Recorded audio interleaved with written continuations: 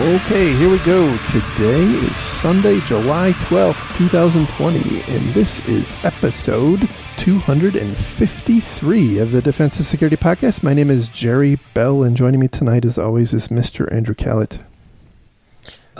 New phone, who dis? It has been a while, hasn't it? How are you, sir? I am very, very busy. It's been a kind of a tumultuous few weeks / months. I had a pretty significant health issue, although not nearly of the scale of yours. And I started a new job, which I think many people already know, and that has been keeping me quite occupied.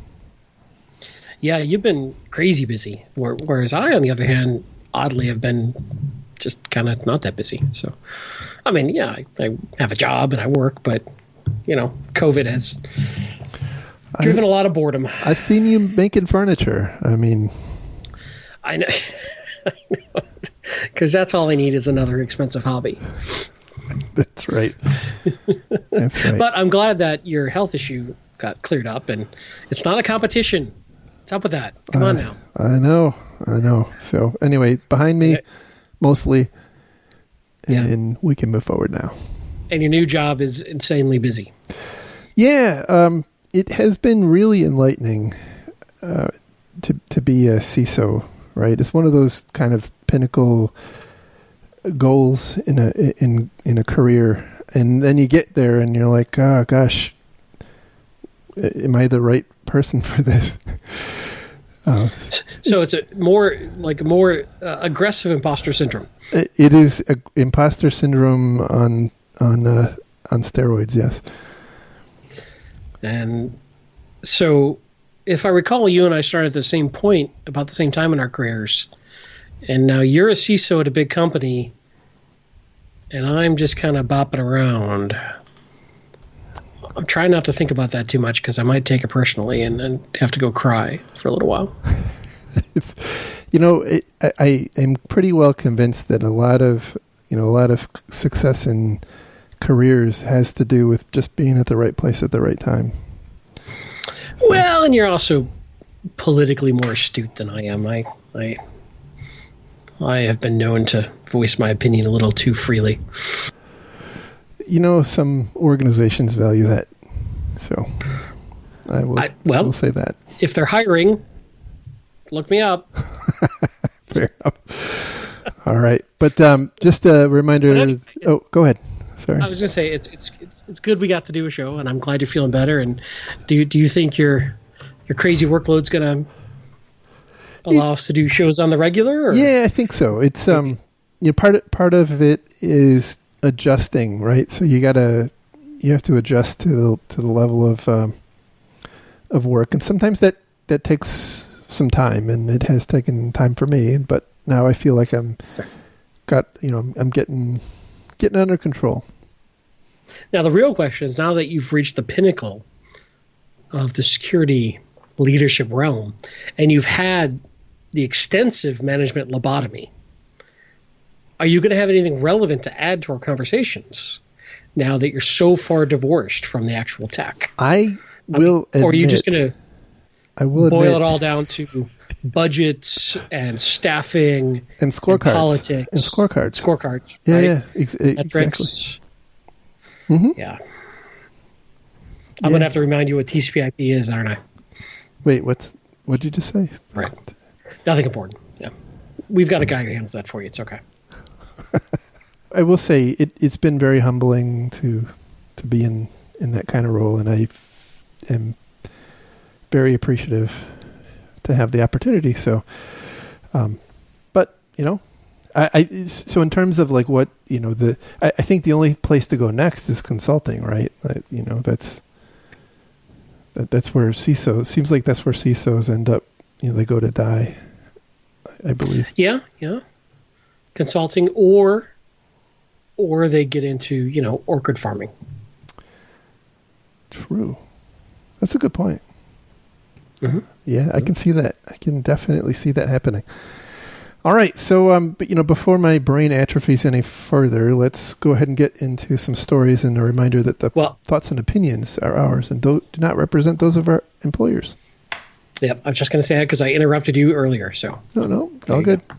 All good. So our first story tonight comes from securityinformed.com, a site that I've never heard of before, but pretty interesting article, although, I think it's yet another vendor marketing piece, but this, again, lines up with my availability bias. The title here is Intruder. This is not, Intruder is the name of the company, just so we're clear. Intruder reveals its research shows MongoDB database is breached within 13 hours of being connected to the internet.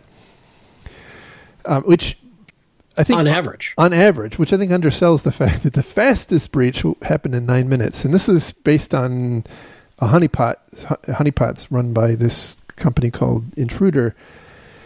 And I can tell you, MongoDB, I've seen a lot of instances where MongoDB exposed to the internet is, in fact, compromised in spectacularly fast fashion. And the reason is that by default, they're quite insecure. So is this just an unpatched version, or just it's not a matter of patch level, it's a matter of setup? Well, I think it's a bit of both, but in large measure, it's configuration. So like many things, if you set it up properly, it's secure. There's nothing. Absolutely.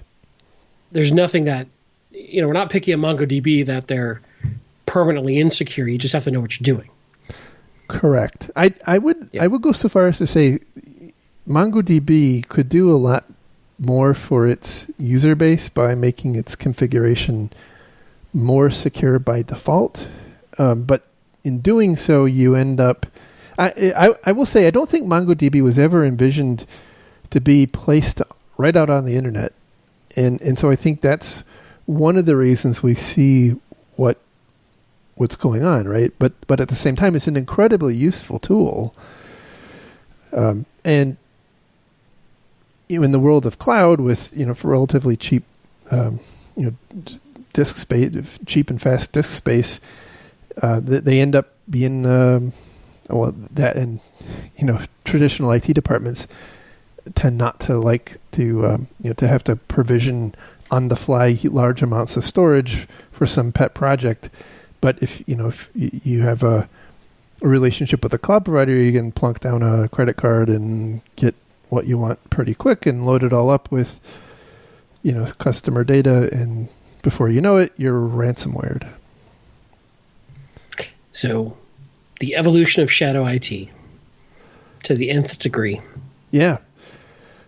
So this is I think a very. It's not. By the way, it's not just MongoDB, right? There's a bunch of different NoSQL type databases where we see this. I've even seen it with Postgres. You set up, you misconfigure any kind of database and you stick it out on the internet, it's going to get owned. Yeah, we could abstract it even further, and I mean, look at the many organizations whose S3 buckets have been popped because of poor configuration. It's really no different than that. Yeah, I mean, there's nothing inherently wrong with using S3 buckets. It's you just have to know how to secure them properly. Mm-hmm. Absolutely. So this is the reason I wanted to raise this up. I see this actually quite a lot, especially with organizations operating in the cloud, where there tends not to be a fence to keep the marauding hordes from the internet connecting to your MongoDB database.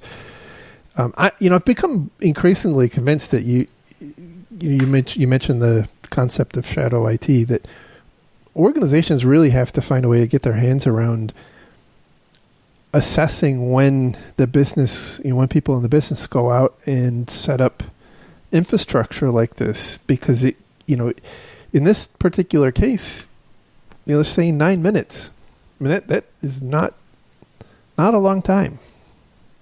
Yeah, in the traditional data center environment, you've got a whole bunch of bureaucracy and red tape that would capture this sort of risk typically. Like, we're not going to open up that firewall port until we've gone through our checklist to make sure it's secure, or whatever it is. Or, there's risk gates, if you will, in a traditional IT environment. But like we said earlier, and we said many times in the cloud environment, hey, you have a credit card and you've got a budget. There's nothing to stop you. What I have seen some companies do is they've bought a vendor that scrubs their web proxy logs for people going to known SaaS or cloud providers, right, and presents you a report of, hey, here's who's going where, and you can then detect if somebody's using a cloud provider that you're not aware of or aren't involved with, or it's not a perfect solution, but it might be one option. I think it's a very good idea. I mean, especially if you're a company who has employees who are apt to do that sort of thing. I think it is a very good idea. I mean, assuming you've got folks going through a web proxy. I mean, it gets a lot more complicated with the distributed workforce and remote workers with split tunneling. And, times of COVID, yeah, absolutely. Yeah, then, I don't know. I honestly don't know if there are tools you could push to an endpoint that would do the same sort of analysis. There might be. There probably is. If not, a business idea.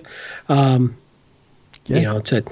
it's funny, too, because we were talking before the show briefly about the challenges of network security tools being able to look at encrypted traffic and how that's getting harder and harder, and how that's pushing a lot of what was traditionally a network-based detection tool to endpoints, which also then somewhat helps the concept of like a zero trust model and that sort of thing, but it makes you wonder, if we're going to keep applying more and more controls to the endpoints.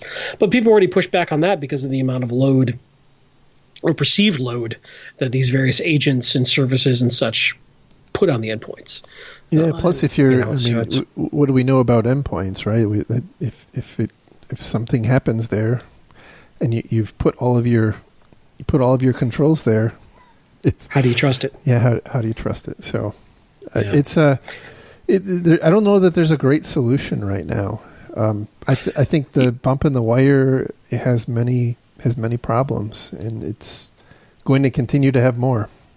And by the way, not all of which are technical, right? There's a lot of data privacy issues with this. But I think this kind of, we look at the bigger picture of this particular article, it exposes, or is a good example of something I think many companies are going to wrestle with, which is we've fully democratized the idea of your IT department. Now, anybody can stand up an IT department by outsourcing it to a cloud. And a lot of those folks who are doing it may not have the understanding of the regulatory compliance or legal ramifications of what they're doing. And it's going to expose companies to a crap ton of risk they're probably not used to. And I'm not trying to be a Debbie Downer of, don't take away my toys, get out of my sandbox. I have seen it over and over and over again. And frankly, especially with sales teams and marketing teams, when they're incentivized to hit their numbers, they're really good at sort of bending the rules, to put it nicely. And, oh boy, good luck. Yeah. By the way, I think there's other pitfalls with shadow IT that are maybe not quite so apparent, especially when you start talking about regulations like the GDPR and the CCPA in California and the LGPD down in Brazil and others that are coming online. With this democratized IT and kind of the pervasiveness of the the data scientist type role, anybody can now go out and learn data science, which I think is a good thing, by the way. But there's I think a thought that, hey, we can take data that we have about our customers and we can slice it and dice it and smash it against other things to figure out how to sell more or do other things. And that can get you into a lot of trouble, even if there isn't a data breach. Even if they, the groups who do this, properly secure it. If they're not getting the right kind of permission and whatnot from the data subjects, it can still open your organization to a really significant amount of liability. So, said like a manager. All right, moving on to the next story, which comes from ZDNet. The title here is Hackers Are Trying to Steal Admin Passwords from F5 Big IP Devices. Now, this is a couple of weeks old at this point, but I thought it was worthwhile bringing up because this is a pretty large problem. And it's not just F5 Big IP. There's been a kind of well, since this story was written, there was another issue with the Citrix NetScaler family. Yeah, we've seen a raft of things that are internet facing having challenges, like a bunch of remote access tools for Pulse Secure, Palo Alto. Both their VPN clients had issues and servers. Now Citrix and F5. It's been interesting this year for that stuff. Yeah, and these devices I think are particularly problematic. In this particular article, they talk about how these researchers saw attacks happening within 3 days of the announcement of the issue, and you have to wonder how many devices are going to be unpatched, for some period of time. And we know from the original, well, I shouldn't say original, but the Citrix NetScaler issue. I think we talked about this last time on the show. There was some news about how Citrix NetScaler devices were compromised in mass in the kind of chaotic period between when the vulnerability was discovered and when the final, when the actual patch was finally put out. There was, if you recall, there was a kind of a goat rodeo of stuff going on where Citrix had released mitigation information and then later retracted that because it didn't actually work, and I think there was a patch that didn't work, and so on and so forth. So, but these things tend to demark your network. And so if an adversary ends up on them, they often, especially if they've found a way to maintain persistence, and in the case of this story, the deal is that the adversaries are trying to steal the administrative password while they actually have access to the system so that they can maintain that persistence. But if the adversaries can maintain persistence, that device can often provide a way into, deeper into the network. And they go on to point out that some of the ransomware gangs are actually using this very technique, especially on the Pulse Secure VPN, where they would compromise the device. And then even after the device got patched, they still had persistence. And then later they came along and did their... which is an interesting problem of, you patch, but if you don't know you're already compromised, that patch does nothing to kick out the folks who've already established a foothold. Exactly. And that's a whole other interesting problem that most of our patch maintenance methodologies don't address. Yeah, there's right. And in the case of the Citrix issue, there wasn't a patch. Even if you wanted to patch, even if you were able to patch within minutes, it wouldn't have worked. Right. Now, the only sort of upside, I think, on this F5, the way I was reading it, I'm not 100% certain, but I think this was on the admin interface. It is, yes. Which, if you're following best practices, shouldn't be exposed to the internet. Amen. There's a lot of ifs there. There's a lot of ifs. Yes. Right? Yes. So it isn't just the interface that's meant to be exposed to the internet to handle that incoming traffic from anonymous users on the internet. If you had followed best practices, is not exploitable. Am I understanding that correctly? On this particular F5 vulnerability, yes. On the last Citrix NetScaler vulnerability. No, Citrix, was different. It was different, right? Yeah, and that was what you expose for quote unquote secure access to your environment. Right. And so that'll teach you. The other issue, I think, is these devices are embedded they're embedded devices, and you can kind of think of them as no user serviceable parts inside.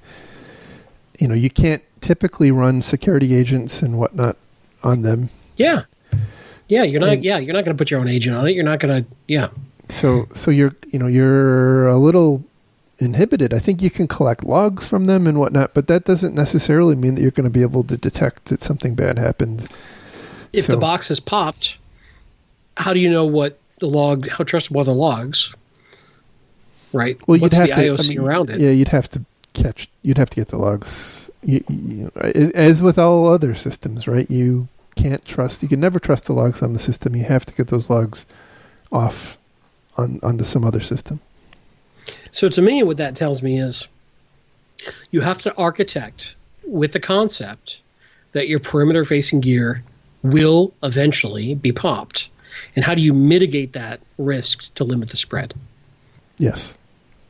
Yeah.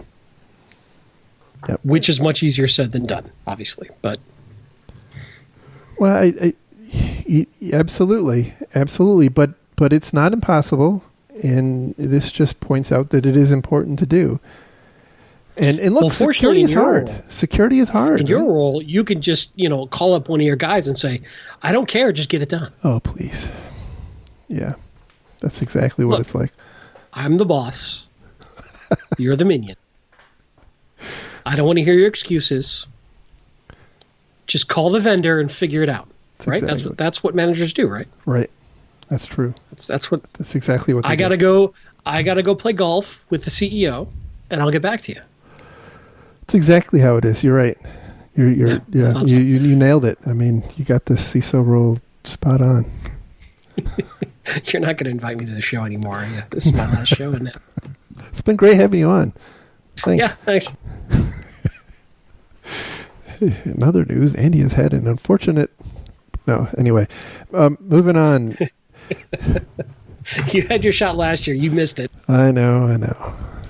All right. So moving on to our next story. This one comes from a CSO online, and the title is Privileged Escalation Explained. Why these flaws are so valuable to hackers. This is, by the way, something that has been bothering me for a long time, and it has to do with the way almost every organization prioritizes vulnerabilities. We've talked about in the long past some work different organizations have done, and I forgot their names at this point. That's one of the problems of getting old. That not all, quote, severe vulnerabilities are those that are useful to attackers.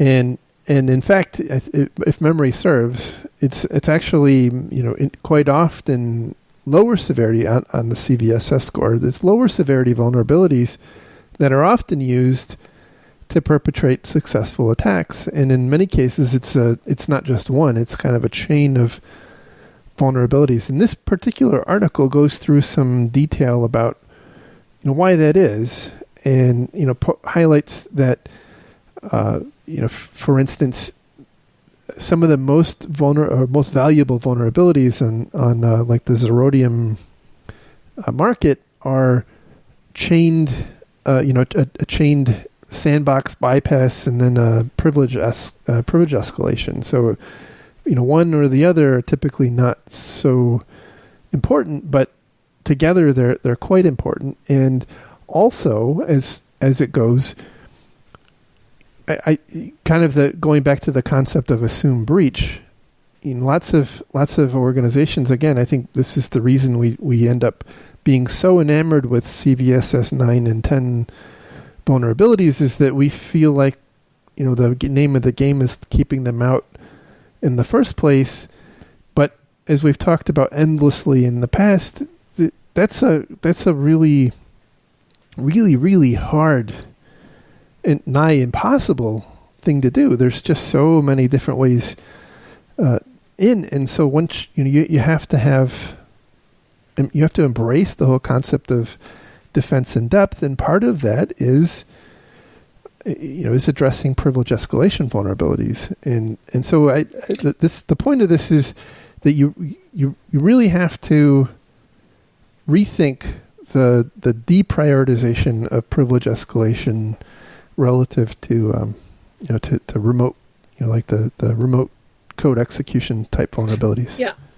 I wonder if this is a symptom of just the complexity of information security abstracted to a level that very busy leadership can get their arms around, right? How do I measure my team's effective?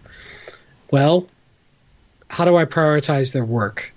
Go get those 7, 8, 9, 10 CVS scores within 72 hours, right? Completely agree. That's exactly what's going on.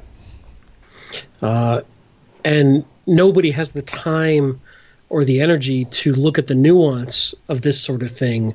And that's where the bad guys can easily dwell is, hey, again, this is game theory. This is evolution of what works and what doesn't work. So the bad guys are going to find out what works, and they're not going to work harder than they have to make it work. And so we, as the good guys, are trying to adapt to their moves. They're adapting to our moves.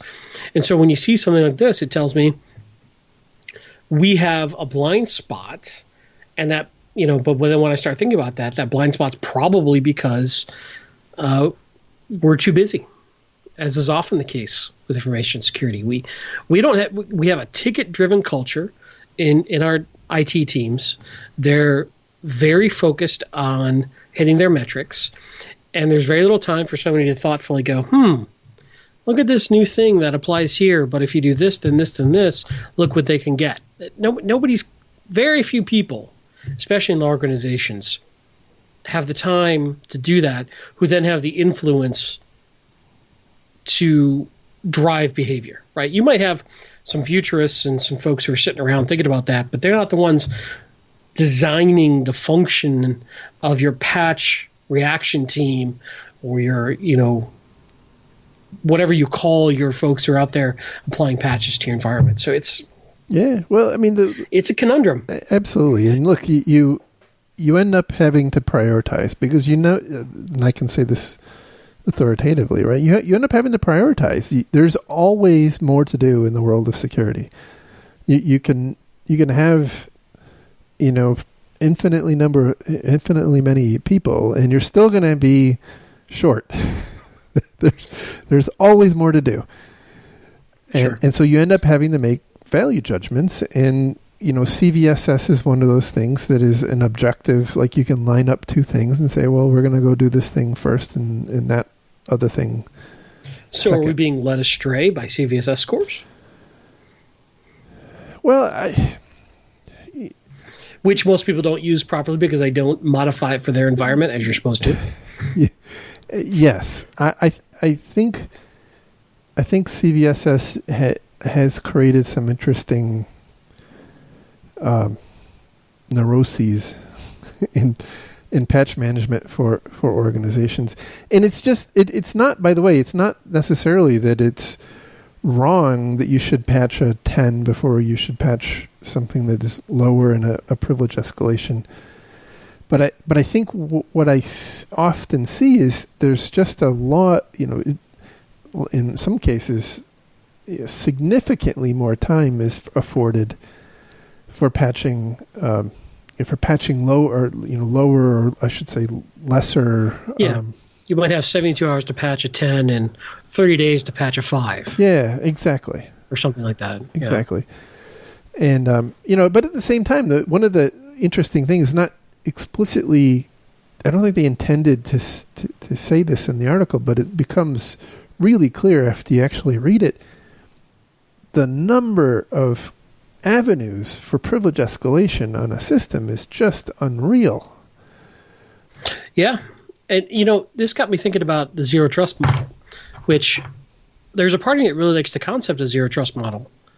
But then I think about this kind of stuff that completely subverts the concept, because zero trust is somewhat, and I'll admit that my understanding is weak, but my understanding of zero trust model is that you're doing a great deal of security relying upon authentication authorization. And so you're only allowing someone or something or some service to do what it specifically is allowed to do, least privileges. But if I can do a privilege escalation, I break that entire model. And so if that's, a lot of people saying, well, with zero trust, the endpoint or whatever can protect itself because it has really hardened and well thought out access control and permissions control. Because we're so good at defending against phishing emails, right? But at that point, if I can do a privilege escalation and I'm only relying on the endpoint to protect itself, potentially, that sort of starts to make me concerned. And then, some advocates, and I'm not saying I'm a detractor of zero trust, I'm still trying to get my arms around it, but some advocates of zero trust would say, well, yes, but then when they try to go lateral, they run into the same problem. Maybe. Anyway, point being, it's not a fully formed thought yet, but there's something there that I'm trying to get my arms around of. That's great until I can do a privilege escalation, and then all bets are off. Yeah, privilege escalation is, zero trust is kind of like least privilege, right? People will do it up to the point it's inconvenient, and then they'll start making trade-offs that have unintended consequences. And so I think if you were to do a very thorough job of actually implementing a zero trust model, A, your employees would hate you, and B, you probably would too late.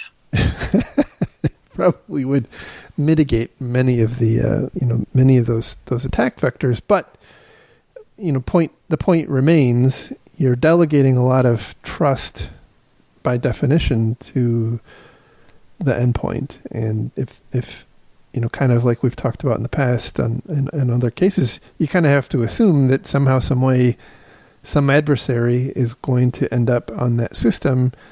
Then what do you do?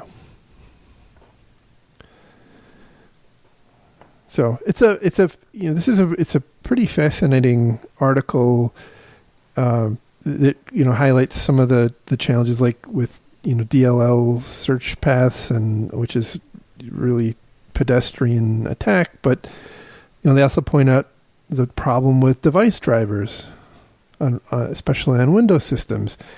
How many people view how many organizations' patch management program addresses device drivers, or firmware, or printers, or other IoTs, or whatever. Yeah. Especially all those things that I cannot install endpoint agents on. Right. Yeah. So yeah, it's a very complicated problem, but those things are what will get you. Especially if it's a Active Directory connected computer. Well, we're just chock full of good news today. Yeah, so by the way, they did in this article. They point out that INISA released a report. I'm trying to find the specific wording here. That privilege escalation vulnerabilities are the sixth most. I think it's the sixth most common type of vulnerability. But when you map that against the attack framework, it's actually among the most used type of vulnerability. So pretty interesting there. So don't ignore privilege escalation, please. Indeed. And by the way, for the record, if you go to read this article, it does require a free sign-in. So sorry. Yeah, you can't use your Gmail account. Otherwise, it's pretty easy. Just saying. You're all elite hackers, so I'm sure you can get through it. Yep. All right. Then, if there's a Metasploit framework for reading it, then yeah, I'm good. Fair enough. All right. Last story comes from Ars Technica, and the title here is "Multiple CIA Failures Led to the Theft of Agency's Top Secret Hacking Tools." This is actually, I think, about a month old now, but pretty interesting stuff. This relates to the big WikiLeaks Vault 7 release a couple of years ago, I think 2017. And it is based on a report that was sent between a couple different parts of government. I think parts of the report were redacted, but there was enough detail to glean some interesting bits of information. And the one thing that stood out to me was the CIA's elite cyber force has the same sorts of problems that every other organization has with its prima donna IT people. That's the exact same thing I had in my notes. Wow, they got the same damn problems I've got. And there was also this epic quote in here about, I gotta find it. These shortcomings, and we'll talk about the shortcomings, were emblematic of a culture that evolved over years that too often prioritized creativity and collaboration at the expense of security. This is the same topic we talk about all the time, that balance between being productive and being secure. And, there you go. Same problem in the CIA. I mean, they're just a big bureaucracy at the end of the day, like another big company, but... Yeah, it was fascinating to see that they wrestle with the same sorts of issues that all the rest of us wrestle with, and a couple of the key points in here is that apparently this group called the CCI, it was the Cyber Center, or the Center for Cyber Intelligence, ran their missions on a dedicated network focused on I guess adversarial operations, but they didn't apply the same sorts of controls that were done that were required on the organization, the CIA's other quote production networks. Now, I think that's a little unfair because as anybody who has managed a red team knows, you really can't run red team operations from a network that's intended to be quote production with all of the requisite controls. There has to be some amount of... I've been on the flip side of that, by the way, when your red team folks just want to run riot over your production network. It sucks. Yeah, well, all the more reason you don't want them doing that crap on your production network, right? So, get over there. But the point is, I do think that it was inappropriate or unfair or whatever, however you want to describe it, to expect that they would. I think clearly things didn't work right because we're here talking about it. But I would expect that a network used for this sort of purpose would have an entirely different set of controls which are designed to allow the missions being executed to proceed and also protect the data. And that's probably a very different set of controls than what the CIA requires on the rest of their production networks. That does not in any way surprise me. And by the way, that should always be the case. And, if you have an edge case where you're going to be running pen tests or whatever from, you need to set up an environment that is appropriate for that use case. You really have to sit down and think about what are the different threats and business objectives we have to accomplish and defend against, and then come up with the right kind of solution. And by the way, it's kind of unclear if this was in fact a network kind of issue, right? Because it sounds to me like there were other issues, such as password sharing and the ability to use USB drives, which are probably... Well, it looks like there was a lot of lax security to allow people to do their job easier. Correct. And, they had the proverbial insider threat. Yeah. So there was somebody indicted for this crime, and apparently they stole up to 34 terabytes of information. That boggles my mind. But if you read very carefully, it's up to 34 terabytes. They actually don't know exactly how much data was taken. They know the floor. At least 180 gig. Right. So my suspicion is that this was probably carried out on USB drives, if that was in fact permitted. Which I think that was also one of the findings. But it's fascinating that in the case or in the trial for the person alleged to have done this, they actually used the agency's lax security standards as a defense.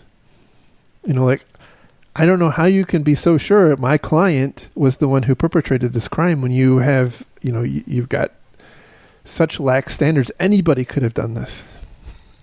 Yeah, it looks like they shared admin passwords and shared logins and typical stuff that makes it tough to prove it was an individual. Yeah.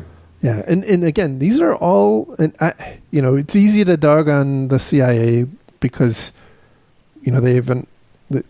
What happens to them ends up getting published in the news, and what happens to most other companies doesn't get published in the news. So, I'm not intending to dog on the CIA. So, that means, by the way, CIA, you can, lay off a little bit. Your third IRS audit is going on, isn't it? Exactly. No, but this is the same kind of stuff that happens. Yeah. To every organization. So it's just fascinating. I don't hear you dogging them. I hear you using it as an example of this is what a lot of people are suffering with. Is the discipline to do it securely gets in the way of productivity. Yeah. And where that trade-off lies is difficult. Right. And it's fascinating that if you don't do it well, if you end up with these second order non-obvious issues, like if you end up in court trying to prosecute someone for committing crimes, the fact that you don't have robust controls in place can actually be used against you. That's a pretty interesting development. Yeah. I think. Yeah, by causing doubt. But what's interesting is, let's say that you over-rotate into being too secure, then people can't do their job. And your mission fails. Right. And your mission fails. And I have no idea how the CIA uses these tools. Let me be very, very clear on that. I have no idea. I'm just speculating. But if they've got a whole bunch of tools that are for hacking into targets, and you don't want to do it from the CIA network, probably, if you're smart, I'm just thinking out loud here, you've got to then make those tools portable. You got to take them off net to a non-attributable environment, right? Mm-hmm. So they still have to be portable. They still have to be able to be taken offline. So there's still some way, in my mind, you still have to trust your elite hacksaws to go use this stuff properly and not leak it. So it's a tough mission. And it's, to defend the CIA a little bit, it's real easy for folks with an axe to grind to point out all their failures. And just like you said, but if you make it, you ramp it up too much, then you fail your mission, or you're not profitable and your business closes, or whatever it is. So, I think you and I have been in this industry long enough to not be so dogmatic on the security side. If we try to recognize the balance involved with being productive while still being secure to a certain extent, whatever the hell that means. And here you're only hearing one side of it, right? Why did you fail? How did you fail? But you're not hearing the flip side of what productivity was enhanced by this methodology. Yeah, exactly. It's not a great. I'm not saying it's defendable. I'm saying there is always a trade-off when you go down these paths. It's a good point. We don't know if some of these decisions that look on its surface to be super problematic were conscious decisions, conscious value trade-offs to enable something that needed to be done. And, that we won't know because it's probably classified tradecraft type stuff. But again, this is the kind of, I thought this was fascinating because it mirrored so closely the same sorts of challenges that many businesses wrestle with all the time. So, interesting stuff. Hopefully, most organizations never end up with different parts of Congress writing to each other about your breach. But, that's, I think, life in the CIA. Indeed. It's always tough when you fail. Yeah, that's right. Yeah. It's great while it works. All right, well, that's the show for this evening. I do appreciate everybody's attention. Thank you to our Patreon donors who continue to hang on with us. I sincerely hope and expect that we'll be back on a more regular schedule now. How many times have we said that? We'll see. Quite a few, and I'm sure I'll fail again, but we will get back on the wagon. We'll keep getting back on the horse. Last year was my fault. This year it's your fault. I'm just glad it's not my fault anymore. All right. Just a reminder, you can follow Andy on Twitter at Lerg. It's Lerg. You can follow me on Twitter at MaliciousLink. And you can follow the show on Twitter at DefensiveSec. And you can get links to all the stories we talked about on our website at www.defensivesecurity.org. And with that, we'll talk again real soon. Have a great week, everybody. Bye-bye. See ya.